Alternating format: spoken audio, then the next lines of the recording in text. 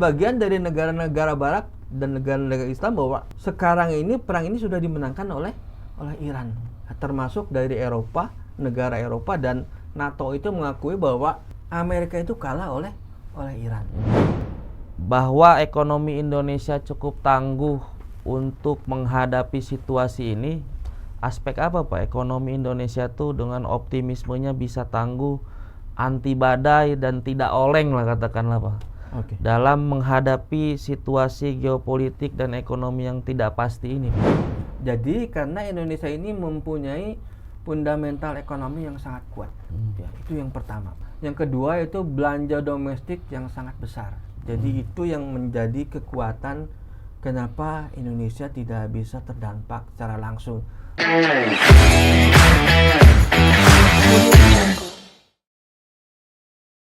Halo kawan Gema di seluruh Indonesia. Hari ini kita akan membahas isu-isu yang sangat krusial, diskusi di podcast obrolan Gema Kebangsaan.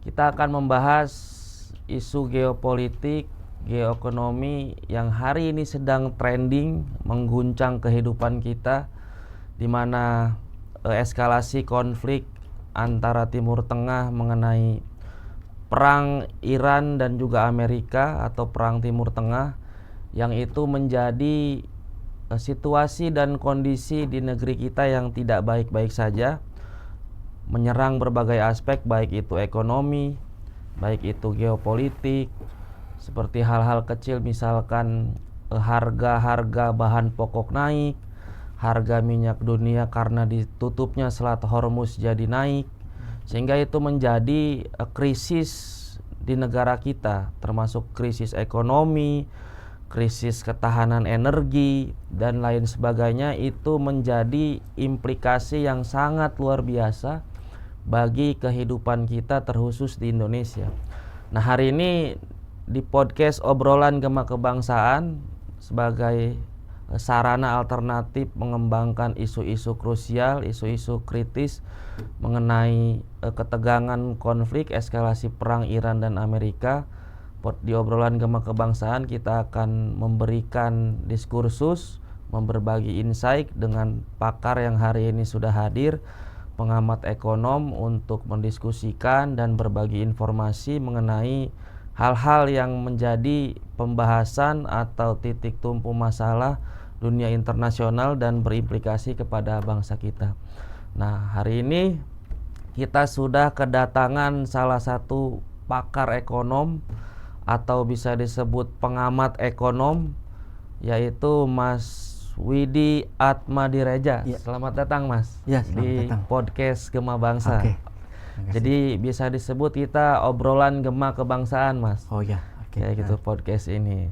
Jadi Mas Widi ini selain pengamat ekonomi, pegiat ekonomi, dia juga pengamat ekonomi politik di Smart Gemilang Indonesia. Jadi saya rasa di obrolan Gema Kebangsaan ini sudah tepat lah kita mengundang salah satu pakar ekonom untuk membahas isu-isu ekonomi politik yang hari ini sedang terjadi. Nah, maka hari ini saya sebagai host akan memandu jalannya diskusi ini mengenai konflik, ketegangan ataupun eskalasi ketegangan perang Iran dan Amerika, yang dimana kita akan membahas baik berbagai aspek isu-isu krusial itu. Nah, yang pertama langsung aja kita memulai obrolan Mas Widi. Jadi ini obrolan-obrolan santai aja Mas. Oke, Gitu. Mas Isu-isu Diki, ya. berkembang kayak gini kan masyarakat perlu diberikan insight ya. Oke. Agar tidak menjadi mispersepsi, agar menjadi bahan informasi untuk di masyarakat. Nah, tadi kita kan akan membahas eskalasi konflik perang Amerika, Pak. Perang Iran dan juga Amerika, Timur Tengah lah, konflik Timur Tengah. Sebelum kita masuk ke dalam aspek pertanyaan yang lebih spesifik Mas, kenapa sebab nuzulnya terjadi, apa implikasinya untuk bangsa Indonesia, ekonomi. Coba menurut Mas, kenapa perang Timur Tengah ini tuh bisa terjadi Mas? Oke, terima kasih Mas Diki. Siap. Atas waktu yang diberikan kepada saya. Jadi asal muasal dari perang Amerika dengan Iran ini, yaitu karena memang kalau kita bicara sejarah ya, jadi Iran ini merupakan seorang petarung kalau dia bilang seorang petarung yang sudah mempunyai pengalaman ribuan tahun. Ya, kalau kita bandingkan dengan Amerika atau Israel yang baru berdiri 1 abad.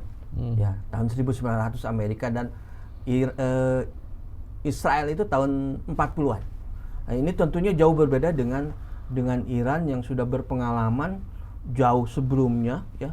Jadi kenapa bisa terjadi seperti ini? Karena memang keinginan dari negara besar Amerika itu untuk bisa menaklukkan Iran di Timur Tengah. Ya, lagi-lagi kita bicara kepentingannya adalah kepentingan dari minyak. Jadi ingin menguasai minyak.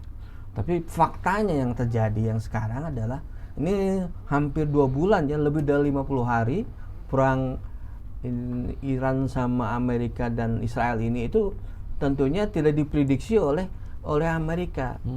Amerika ini kan memprediksi bahwa dalam beberapa hari mungkin bisa takluk Iran ini. Lah ya. Seperti Presiden Venezuela Nicolás Maduro hanya beberapa jam itu bisa ditangkap, diambil langsung ke Amerika. Nah, teorinya seperti itu. Jadi, tapi dalam prakteknya ternyata Iran itu bisa melawan dan sampai saat ini itu masih tetap tangguh. Ya, sebagian dari negara-negara Barat dan negara-negara Islam bahwa sekarang ini perang ini sudah dimenangkan oleh Iran, termasuk dari Eropa, negara Eropa dan NATO itu mengakui bahwa Amerika itu kalah oleh Iran.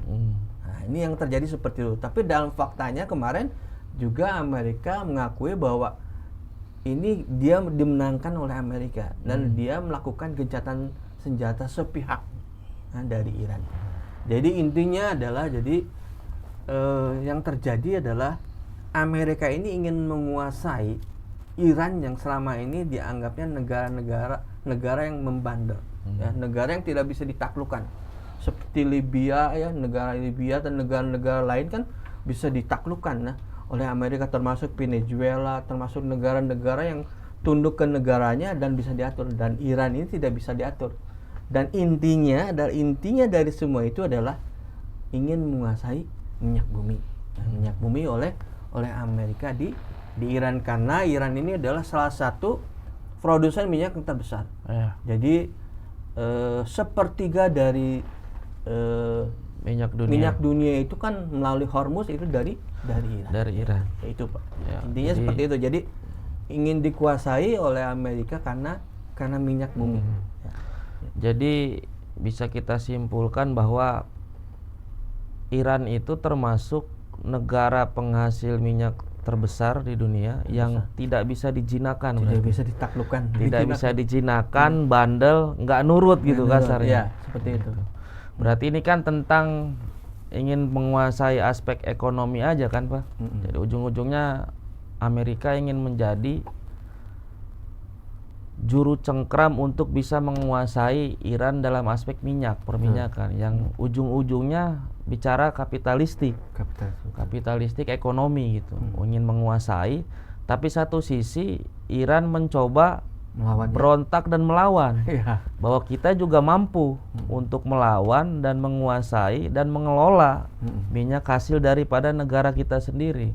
Karena secara cash negara-negara Timur Tengah mana yang nggak bisa dijinakan Amerika. Maka ini suatu pencapaian atau perlawanan yang sangat luar biasa lah. Itu gambaran umum kenapa misalkan perang antara Timur Tengah Amerika dan juga Iran terjadi ya. Tadi Mas Widi sudah menjelaskan. Nah, di satu sisi Pak, ini kan menjadi implikasi yang sangat signifikan Pak, efek domino ini, baik itu secara geopolitik internasional ataupun ekonomi kita terhadap ekonomi Indonesia Pak. Nah, maka bahwa ekonomi Indonesia cukup tangguh untuk menghadapi situasi ini, aspek apa Pak? Ekonomi Indonesia tuh dengan optimismenya bisa tangguh, anti badai dan tidak oleng lah katakanlah Pak. Dalam menghadapi situasi geopolitik dan ekonomi yang tidak pasti ini Pak. Ya, jadi memang adanya perang ini juga berpengaruh terhadap berbagai sektor yang ada di dunia, utamanya karena memang minyak bumi tadi. Jadi ini harga minyak itu berpengaruh jadi naik. Ya, jadi per barrel itu sampai sekarang di atas 100 ya, per barrel. Jadi ini akibat daripada perang ini. Dampak yang lain yaitu adanya sebuah inflasi ya. Inflasi di berbagai sektor ya. Baik komoditas, kemudian dari pabrikasi, kemudian dari harga-harga itu semuanya terimplikasi karena perang ini ya, akibat daripada minyak. Nah, yang jadi pertanyaan yaitu kenapa Indonesia kok tidak terjadi badai tersebut itu kenapa? Tetap tangguh lah. Itu dianggap tangguh, tidak seperti negara-negara lain. Ini di negara-negara Asia, di ASEAN itu sekarang udah mulai menaikkan BBM, harga BBM. Tapi Indonesia sendiri sampai akhir tahun yang disampaikan oleh Menteri Keuangan itu katanya tidak akan dinaikkan BBM ini. Apa yang terjadi? Karena apa yang bisa seperti itu gitu? Jadi karena Indonesia ini mempunyai fundamental ekonomi yang sangat kuat. Ya, itu yang pertama, fundamental ekonomi yang sangat kuat. Kemudian juga yang kedua itu belanja domestik yang sangat besar. Jadi itu yang menjadi kekuatan kenapa Indonesia tidak bisa terdampak secara langsung. Selain daripada Indonesia itu sudah berpengalaman bagaimana menangani krisis. Dari mulai dulu krisis ekonomi, krisis moneter, krisis keuangan, krisis dolar lah, krisis macam-macam, termasuk COVID ya tahun 2020. Jadi Indonesia itu sebenarnya udah berpengalaman bagaimana cara menangani konflik dan menghadapi krisis-krisis seperti ini. Kalau dikatakan sekarang dolar katanya sudah naik sampai 17.000. Tapi sebenarnya kan kita masih biasa-biasa aja, fine-fine saja. Pemerintah pun sekarang sudah mencoba ya melakukan reduksi supaya mengantisipasi supaya dolar itu bisa turun ya. Kemarin sudah disampaikan oleh Menteri Ekonomi ya, kemudian juga Gubernur Bank Indonesia dan Menteri Keuangan. Jadi sebenarnya itu biasa-biasa saja karena memang kita sudah terbiasa dengan kondisi seperti ini. Dan yang terjadi yang sekarang Indonesia yaitu bahwa BBM tidak akan dinaikkan. Ya, tetap. Jadi kalau misalnya ada target yang terjadi sekarang adalah pertumbuhan ekonomi 5,4%, justru ada kenaikan malah. Bukan 5,4 lagi, jadi 5,6. Nah, ini kan tentunya sangat mengembalikan bahwa pertumbuhan ekonomi di luar prediksi, di luar target yang terjadi.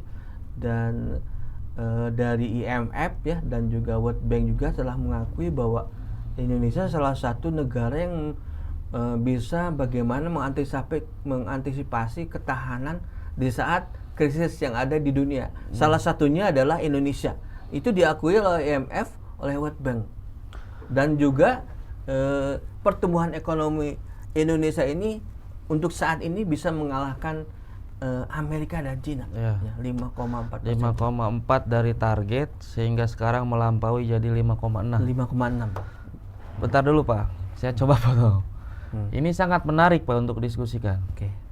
Karena implikasi dari geopolitik dan geoekonomi secara kalkulasi ekonomi itu kita nggak masuk logika Pak mungkin bagi beberapa pengamat.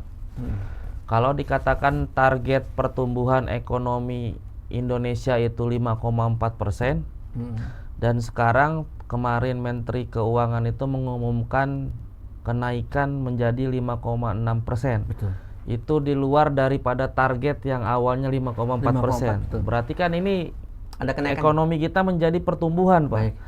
Mengalami pertumbuhan di tengah kondisi yang lagi krisis. Nah, itu kan masyarakat menganggap kok bisa dan aneh.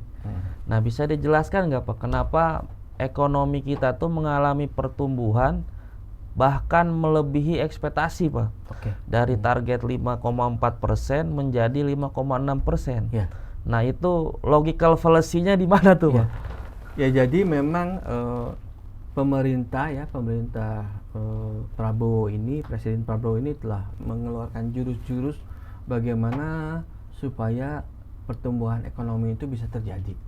Nah, yang pertama memang ada beberapa hal ya, jurus yang dikeluarkan oleh pemerintah. Yang pertama yaitu dengan apa namanya MBG ya, MBG itu kan itu akan memberikan modal untuk bisa bagaimana belanja masyarakat domestik ini akan semakin berkembang dengan aja MBG itu. Harus diakui juga MBG itu ya. Memang di sana sini memang ada kekurangannya MBG, ada kebocoran, kualitas dari barangnya pun ya ada juga yang kurang bagus. Tapi faktanya bahwa memang MBG itu bisa meningkatkan belanja masyarakat atau domestik, itu salah satu yang bisa mendukung. Kemudian yang kedua yaitu Koperasi Merah Putih yang dicanangkan ini tentunya akan mengintercept adanya pengangguran, ya, akan meningkatkan orang bisa bekerja ya, Koperasi Merah Putih ini. Dan kemudian yang ketiga yaitu adanya disiapkannya rumah ya, rumah 3 juta rumah ya oleh pemerintah. Ini salah satu yang dilakukan oleh pemerintah. Selain daripada itu yang digalakkan yaitu bagaimana supaya perbankan dengan kredit usaha rakyatnya bisa tetap berjalan dan rakyat bisa menerima. Nah, ini sangat concern sekali yang dilakukan oleh pemerintah ya. Wakil Presiden sendiri datang langsung ke salah satu bank pemerintah untuk langsung melihat bagaimana proses realisasi KUR yang ada di masyarakat. Ternyata sekarang KUR itu lebih dipermudah. Nah, jadi tidak ada jaminan, kemudian juga BI checking juga tidak ada. Jadi tentunya ini salah satu cara supaya bagaimana kredit ini akan berjalan dan ekonomi akan berkembang. Kalau kredit berjalan, tentunya ekonomi akan berjalan dengan sendirinya. Kalau usaha ekonomi berjalan dan masyarakat berjalan juga menikmati, ini akan menimbulkan pertumbuhan ekonomi yang signifikan. Selain daripada yang lain mungkin ya, selain perbankan yang lain ya, usaha-usaha lain dari Pegadaian, PNM semua digerakkan. Semua ujung-ujungnya itu untuk bisa meningkatkan pertumbuhan ekonomi yang sekarang lagi berjalan dan target dari 5,4 malah lebih dari 5,6. Iya, karena saya menyoroti ini hal yang sangat luar biasa, Pak. Jika target 5,4%, lo tiba-tiba diumumkan melebihi ekspektasi target 5,6% pertumbuhan kita. Sedangkan satu sisi bahan bakar bersubsidi kita nggak dinaikkan, gitu, masih tetap terkendali lah kan dengan statement Menteri-Menteri Keuangan, Menteri SDM, itu di tengah ketegangan dan ketidakpastian geopolitik dan geoekonomi yang hari ini sedang terjadi, Pak. Berarti itu menjadi salah satu strategi jitu Presiden Prabowo gitu kan, untuk bisa mengendalikan gimana ekonomi dan politik kita tuh tetap stabil dan pertumbuhan angka ekonomi kita selalu meningkat gitu. Salah satunya tadi dengan misalkan adanya MBG, adanya Koperasi Desa Merah Putih, dan juga misalkan subsidi rumah untuk yang dicanangkan Kementerian Perumahan kan, dan lain sebagainya, termasuk kredit usaha rakyat yang dimudahkan, karena mayoritas kan yang menumbuhkan ekonomi kita tuh Pak 50-60% tuh UMKM ya. Sehingga kalau KUR itu dipermudah, otomatis ekonomi kita tuh semakin meningkat. Kayak gitu. Nah, itu aspek yang berarti bisa disoroti lah Pak. Untuk ternyata pemerintah serius Pak untuk terus menjaga kestabilan ekonomi di tengah krisis yang melanda gitu. Berarti kebijakan Prabowo tuh, Presiden Prabowo dan para pekerja menteri-menterinya itu bekerja dengan sangat, berupaya dengan sangat maksimal untuk ya, pro rakyat. Untuk masih pro rakyat gitu. Jadi harus diingat di saat sekarang kondisi krisis seperti ini ya, memang kita juga tergoncang lah. Termasuk negara-negara lain, termasuk di Eropa sana juga terguncang adanya perang Iran Amerika ini. Tapi kita juga harus diingat, kita ini tidak rapuh. Kita masih bisa berdiri dan kuat berdiri, tidak seperti negara-negara lain. Kita bisa lihat ya, negara-negara lain, negara tetangga. Sekarang di Singapura aja sudah mulai kewalahan dengan kondisi sekarang. Kenaikan harga minyak, BBM semua naik di sana. Di Filipina, di Sri Lanka, aftur itu sudah bisa tidak didapat karena begitu mahal. Tapi Indonesia statement dari Menteri Keuangan bahwa fine saja, nggak ada masalah karena jadi sampai akhir tahun tidak dinaikkan, artinya kita cadangan uang kita ini nggak ada masalah, bisa mengcover kebutuhan untuk masyarakat di Indonesia, dan itu saja yang bisa menopang bagaimana masyarakat tetap tumbuh. Tapi sebaliknya kalau BBM dinaikin, dampaknya itu akan luar biasa. Itu kan ke harga-harga, ke transportasi, daya beli masyarakat, dan inflasi. Nah ini tidak terjadi di Indonesia. Kita merasakan nggak ada masalah. Mudah-mudahan ke depan ya, termasuk pemerintah dan kita juga berupaya untuk bagaimana supaya ini semua bisa dikendalikannya. Baru-baru ini informasi dari Menteri Keuangan bahwa kita IMF dan World Bank itu menawarkan uang ya 514 triliun untuk memberikan pinjaman ke kita. Dan kita menolaknya. Artinya apa? Kita ini mempunyai bargaining yang sangat bagus. Bagaimana kita mengelola, memanage keuangan ya, ekonomi secara baik. Dan buktinya dihargai ya. Rating kita termasuk rating pertumbuhan ekonomi adalah rating terbaik dibandingkan negara-negara lain. Tadi sudah saya sampaikan bahwa pertumbuhan ekonomi kita ini bisa mengalahkan Cina dan Amerika untuk saat ini. Gitu. Iya. Karena kenapa saya tanyakan itu, Pak? Karena di ruang publik itu kita kan menghadapi disinformasi yang sangat banyak, Pak. Iya. Bagi kaum skeptistik itu menganggap loh Indonesia tuh udah mengalami kelumpuhan ekonomi loh. Tapi bagi kaum positifistik gitu, positif yang menganggap pertumbuhan ekonomi itu ya biasa-biasa aja, stabil bahkan tumbuh gitu. Dengan terbukti ekspor impor yang masih tetap berjalan, subsidi Indonesia yang masih terus berlanjut gitu. Bahkan kita masih menyimpan cadangan energi yang luar biasa gitu di tengah kondisi ya katakanlah di Asia aja. Kita tuh masih dalam aspek yang unggul dalam ketahanan energi dan ketahanan pangan gitu. Nah, berarti bisa dikatakan kita tuh masih sanggup dan masih kuat untuk mengendalikan ekonomi dan ketahanan energi, Pak. Iya. Jadi Anda bisa lihat ya di luar sana sekarang tidak ada orang mengantri bensin di pom bensin, kita lancar-lancar saja. Artinya apa? Semangat untuk bisa direduksi masalahnya tetap oleh pemerintah dijalankan dengan baik. Adapun ada orang yang punya pemikiran pesimis terhadap pertumbuhan ekonomi, saya kira juga itu wajar-wajar saja ya. Tergantung bagaimana orang memandangnya. Tapi yang terjadi di lapangan yaitu bahwa tidak ada masalah, tidak ada antrian, tidak ada BPJS tetap berjalan, pemerintah tetap memberikan subsidi minyak juga tetap berjalan dengan baik ya. Jadi nggak ada masalah apa-apa. Masyarakat tetap bisa bekerja dengan baik ya. Antisipasi ya, sekarang mungkin ada WFH seminggu sekali, itu juga hal yang lumrah dan wajar gitu. Karena di luar negeri ya lebih dari itu yang dilakukan untuk mengantisipasi kondisi ekonomi seperti ini ya. Di negara-negara lain, di Singapura itu, di Malaysia itu pengangguran PHK itu sudah ribuan. Tapi di Indonesia nggak ada apa-apa, bahkan pertumbuhan ekonomi, jumlah uang yang masuk ke Indonesia juga baik ya. Saya kemarin mendengar pertumbuhan ekonomi adanya uang masuk ke Indonesia tetap besar juga, dari Singapura, dari Hong Kong, dari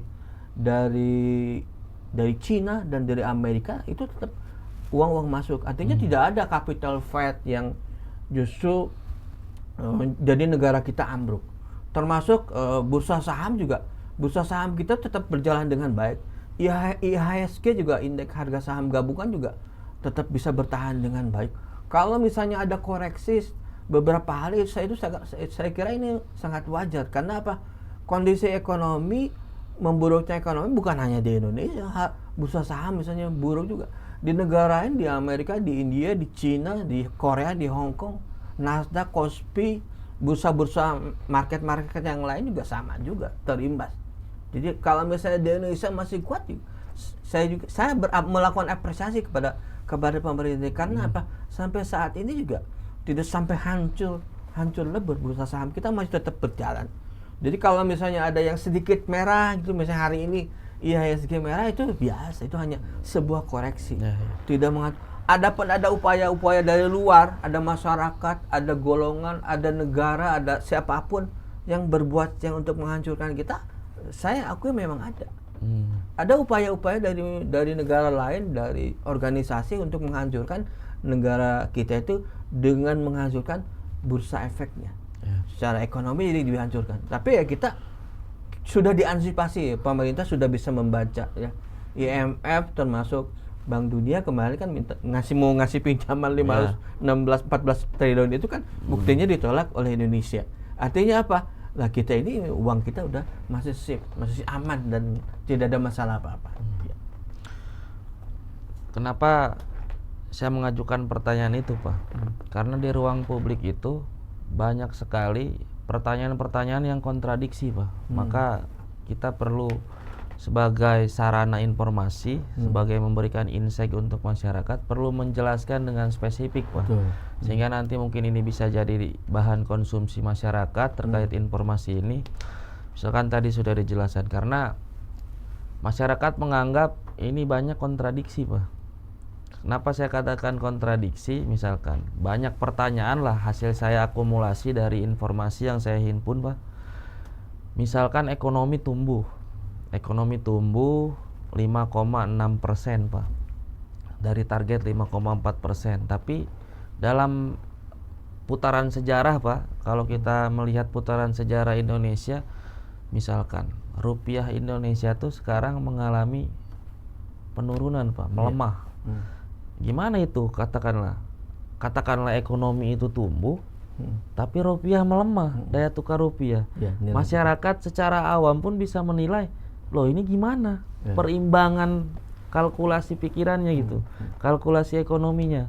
Nah itu bisa dijelaskan nggak, Mas? Kenapa? Oke, jadi memang sekarang rupiah itu kurang lebih 17.400. Iya, 17.400 nilai tukarnya. Jadi terjadi pelemahan. Tapi saya kira itu wajar ya. Jadi pemerintah juga kemarin sudah menjawab bahwa memang itu terjadi karena memang kondisi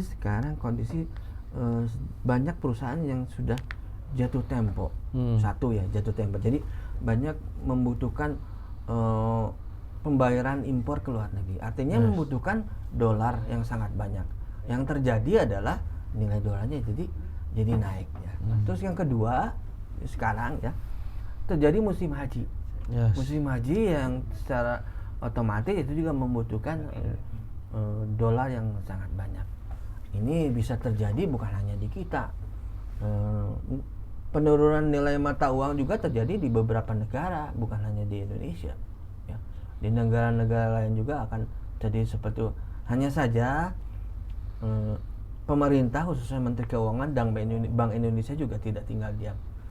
Jadi akan melakukan sebuah terobosan, mengantisipasi bagaimana supaya ini akan dikembalikan ke 16.000. Ya, jadi sebenarnya ada upaya-upaya dari pemerintah juga. Pemerintah juga sudah bukan diam saja, tapi tetap akan bekerja supaya itu kembali normal, ke 16.000 lagi. Kita kembali fokus ke isu Timur Tengah lah, Pak. Ya. Mengenai tadi eskalasi kenaikan konflik Amerika dan Iran, Pak. Salah satu aspek yang paling terasa itu kan ditutupnya Selat Hormuz itu kedaulatan energi kita, Pak. Ya. Itu menjadi aspek yang sangat penting untuk dikoreksi oleh negara kita, Pak.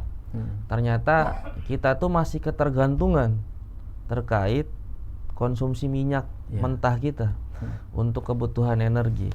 Nah, kira-kira, Pak, walaupun satu sisi aspek kita berhasil menstabilkan kebutuhan pokok energi kita, Pak, sehingga di negara lain tadi seperti Mas Widi jelaskan sudah mengalami antri BBM, kenaikan, krisis ekonomi gitu. Dengan langkah diplomasi Presiden Prabowo ke negara 1, negara 2 ternyata berhasil menegosiasikan untuk ambil misalkan keuntungan misalkan untuk bisa mengendalikan energi kita gitu. Nah, kira-kira ke depan apa sih, Pak, yang harus diperhatikan untuk kedaulatan energi kita, Pak? Ya, jadi memang kondisi sekarang itu bukan hanya terjadi di Indonesia. Jadi masalah minyak ini menjadi masalah sangat besar di Indonesia. Di Indonesia kebetulan kan kita juga masih ketergantungan impor ya. Jadi kita itu masih ketergantungan impor ke negara lain ya.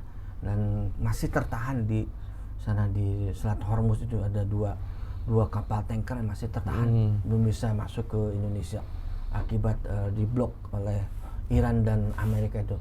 Tapi upaya-upaya dari pemerintah yang dilakukan sekarang ini, pemerintah mencoba melakukan negosiasi ulang pembelian minyak dengan Rusia, dan itu sudah mencapai kesepakatan, sudah mencapai deal. Jadi kita juga untuk 30 hari ke depan juga cadangan minyak ke depan sudah aman. Kenapa? Karena memang sudah ada cadangan pembelian minyak dari Rusia. Tentunya ini negosiasi Presiden Prabowo dengan Presiden Putin ya di Rusia sana, dan sudah ada kesepakatan. Jadi alternatif itu tidak hanya menunggu impor dari beberapa negara karena masalah minyak ini, kita juga sudah alternatif impor dari Rusia. Kemudian yang kedua, kita akan menggalakkan potensi biosolar. Kalau Anda tahu bahwa sekarang ini solar itu sebenarnya 50%-nya itu adalah kandungannya itu 50% dari sawit. Jadi minyak sawit. Jadi kelapa sawit itu sekarang bisa bukan hanya digunakan untuk minyak dan minyak dan sebagainya, tapi juga kelapa sawit bisa digunakan untuk pengganti dari biosolar. Nah, ini sedang digalakkan, dan bulan Juli ini nanti akan memulai digalakan supaya nanti solar bisa digantikan oleh biosolar. Jadi ada antisipasi untuk jangka panjang bahwa nanti kita tidak menuntut untuk melakukan impor minyak bumi dari luar, karena ada pengganti, ada substitusi yang energi hijau yang baru ini pengganti daripada solar. Jadi ini nanti mulai Juli 2026 ini sudah mulai digalakkan. Jadi ke depan jadi nanti solar itu ya dibuat dari minyak sawit, dari kelapa sawit, bukan dari murni solar. Nah, kan sekarang baru 50%-nya, tapi nanti ke depan bisa 100%. Artinya itu akan mengurangi biaya untuk pembelian dan akan menambah cadangan devisa kita. Selain pada kita selama ini kita membeli keluar ya solar, selama ini kalau sudah bisa seperti itu, artinya kita bisa ada saving untuk ke depan. Berarti bisa kita simpulkan pemerintah sudah memikirkan energi alternatif lah, betul, untuk kedaulatan energi kita, Pak. Betul. Karena saya pikir bahaya juga kalau kita masih terus ketergantungan, Pak. Pada saatnya minyak bumi itu nanti akan habis. Ya, akan habis juga kan. Kalau kita tidak memberdayakan kedaulatan energi secara mandiri. Jadi kalau Partai Gema tuh mandiri, Pak. Mandiri di negeri sendiri gitu ya. Jadi kalau kita nggak mandiri di negeri sendiri, Pak, itu bisa repot kalau kita ketergantungan. Maka itu spirit platform Gema Bangsa tuh mandiri di negeri sendiri, itu yang dimaksud. Kedaulatan ekonomi, kedaulatan pangan, kedaulatan energi bisa kita produksi sendiri di dalam negeri, Pak. Sehingga kita nggak ketergantungan terhadap situasi global yang sedang terjadi. Tapi berarti tadi pemerintah sudah serius juga memberikan sarana atau energi alternatif lah, Pak ya.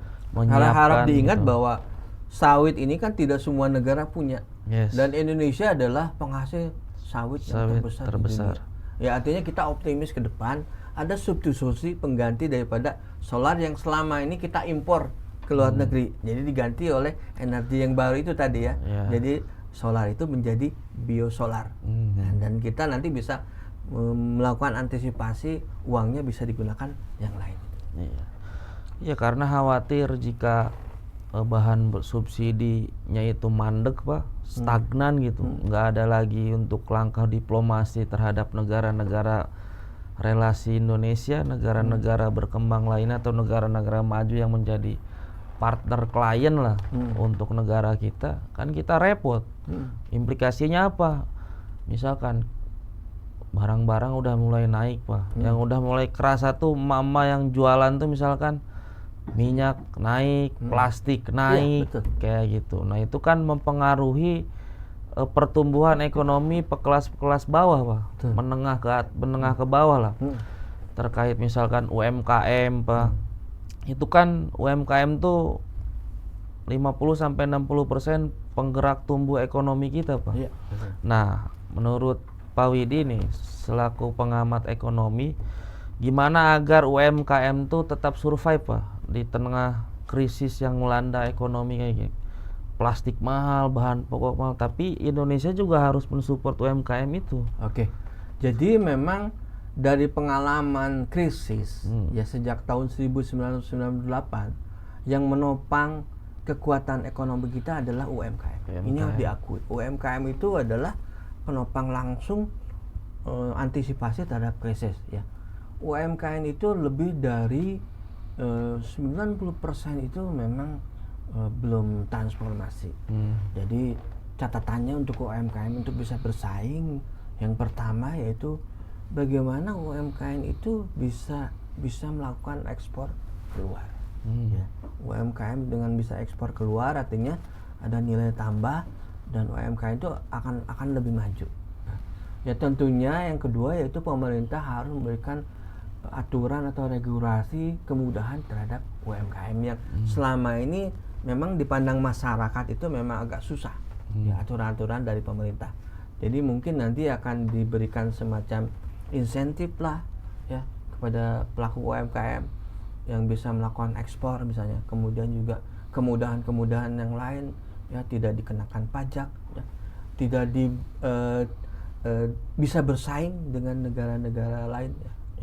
Dan kuncinya yaitu UMKM agar bisa tumbuh berkembang dan bisa naik kelas, yaitu UMKM sendiri harus bisa memodifikasi supaya bagaimana UMKM itu bisa dipandang berkualitas dan maju di mata masyarakat di Indonesia maupun di dunia. Jadi itu yang utama, bagaimana UMKM itu bisa bersaing, bisa naik kelas.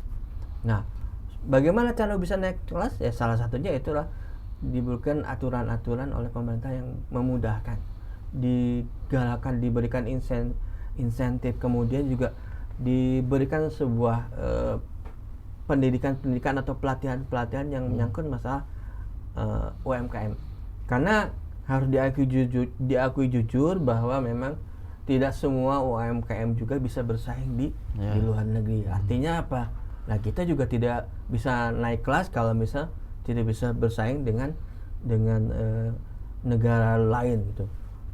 Selain daripada itu juga pemerintah juga harus memblok adanya barang-barang impor yang begitu mudah yang datang ke Indonesia, khususnya yang dari Cina.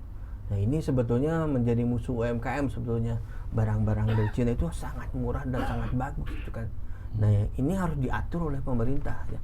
Dibuatkan sebuah regulasi supaya impor barang-barang dari Cina itu jangan terlalu dibikin mudah, jangan terlalu dibikin supaya bisa masuk ke Indonesia, karena ini akan mematikan kondisi UMKM yang Indonesia. Kalau diberikan kemudahan, murah, barangnya bagus, ya tentunya masyarakat kita juga akan lebih membeli barang impor kalau barang kita tidak bisa bersaing.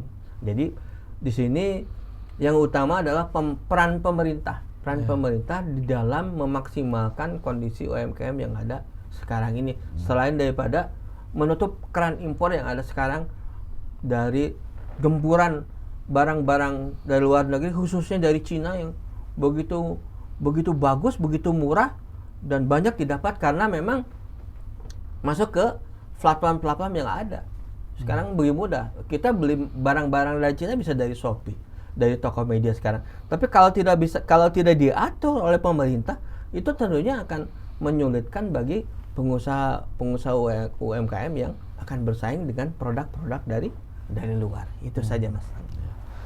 Jadi UMKM itu masih menjadi pijakan ekonomi yang penting lah Pak ya. Maka spirit, mungkin ini selaras Pak dengan spirit Partai Gema Bangsa. Karena menguatkan kemandirian gitu. Dalam satu aspek kita juga memberikan perhatian khusus terkait UMKM yang ada di berbagai daerah Pak. Jadi spirit platform perjuangan Partai Gema itu salah satunya memperhatikan keberpihakan perhatian terhadap UMKM Pak. Dengan misalkan memberikan pelatihan, memberikan bantuan, memberikan semangat untuk bagaimana bisa berdaya saing, untuk bisa bertransformatif lah di era-era kekinian, bantu penjualan dan lain sebagainya. Itu yang digalakan spirit Partai Gema Bangsa di daerah, bahwa kita berpihak terhadap ekonomi UMKM juga, Pak. Jadi berarti itu menjadi konsen yang juga harus terus diperhatikan, bahwa UMKM merupakan juga pijakan ekonomi yang berpengaruh terhadap pertumbuhan ekonomi kita, Pak. Jadi itu, Pak, yang sudah kita bahas. Kita udah bahas tadi eskalasi konflik Iran dan lain sebagainya, mulai dari implikasi, dampak dan lain sebagainya. Terakhir, Pak, saya ingin memberikan pertanyaan terhadap Mas Widi. Ini kan ke depan kita masih dalam situasi kondisi ketidakpastian, Pak, geopolitik, geoekonomi dan kondisi global yang tidak bisa kita terka simsalabim ataupun secara terka ke depan aman ataupun tidak gitu. Maka apa pesan dan kesan yang bisa disampaikan untuk masyarakat tuh agar tetap bisa stabil menghadapi ketidakpastian negara ini, Pak, atau kondisi situasi dan global ini? Oke, jadi memang kondisi sekarang ini ketidakpastian itu bukan hanya terjadi di Indonesia. Jadi memang ini secara menyeluruh ya, di negara-negara Eropa juga terjadi, di Amerika, di Indonesia, di negara Asia dan ASEAN juga terjadi. Jadi harapannya ke depan yaitu, jadi saya sampaikan kepada masyarakat untuk lebih peka dan percayakanlah kepada pemerintah, bahwa pemerintah pun akan selalu pro rakyat, mengantisipasi supaya tidak terjadi seperti ini ya. Tidak seperti negara lain, kita tidak dinaikkan BBM, tidak dinaikkan sampai akhir tahun. Artinya itu kan sebuah antisipasi oleh pemerintah terhadap masyarakat kalau terjadi gejolak ini kan. Kemudian yang kedua yaitu, jadi kita harus selalu mengantisipasi dalam mengambil keputusan apapun, khususnya keputusan bisnis, karena kondisi ekonomi sekarang juga kondisi yang tidak baik-baik saja, bukan hanya di sini dan di luar negeri juga. Harus dipikirkan dampak dari sebuah kebijakan atau keinginan untuk melakukan keputusan, harus hati-hati juga. Terus yang ketiga ya, masyarakat untuk tetap percaya terhadap pemerintah, jangan percaya kepada hoak-hoak yang ada akhir-akhir ini yang justru akan melakukan kontraproduktif dengan yang dilakukan oleh pemerintah. Jadi percayakan kepada pemerintah, jangan mengambil keputusan dalam kondisi seperti ini kalau memang tidak penting-penting amat ya. Kalau mau berbisnis dipikir-pikir juga ya. Lebih baik diantisipasi, wait and see dulu, jangan sampai nanti ambil keputusan kondisinya nanti takutnya akan lebih panjang dan lebih berubah yang tidak baik. Jadi saya yakin ke depan pemerintah juga sedang memikirkan, dan bukan hanya di Indonesia, di luar negeri juga Indonesia cukup diperhitungkan ya, oleh negara-negara luar ya. Indonesia diperhitungkan dan supaya Indonesia juga turut bisa memberikan makna kepada dunia, khususnya masyarakat dunia ya, supaya masyarakat dunia juga tetap bisa sama-sama membangun, tidak terjadi kondisi krisis seperti ini ya. Baik, berarti kita termasuk harus menjadi masyarakat yang optimis, Pak. Karena negara itu harus dibangun atas dasar kekompakan dan persatuan, Pak.